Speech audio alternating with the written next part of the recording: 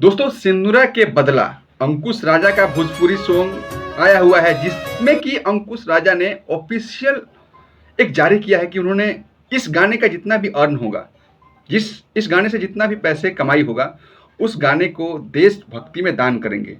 मतलब सहयोग करेंगे, चाहे वो जैसे भी सहयोग करें, वो पैसा अपने पास नहीं रखने वाले हैं।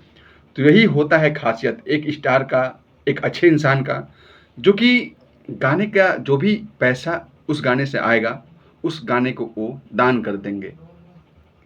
कहीं न कहीं अच्छा कदम है, सभी स्टारों को ये काम करना चाहिए और भगवान ने कुछ दिया है, तो कुछ लौटाना भी चाहिए। भोजपुरी पब्लिक बहुत प्यार करती है इन लोग को और कहीं न कहीं इन लोग को मदद करना चाहिए और अंकुश राजा हमेशा की तरह कुछ अच्छा करते हैं और फिर भी अब फिर अच्छा कर रहे हैं।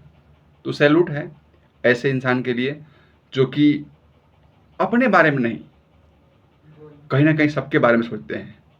बाकी धन्यवाद, नमस्कार। अंकुश राजा के बारे में क्या सोचते हैं आप लोग कमेंट करके बता सकते हो। ये पहल सबको करना चाहिए, जितने भी अच्छे सिंगर हैं, कलाकार हैं, जो पैसा कमा रहे हैं मोटे-मोटे, सबको ये पहल करना चाहिए।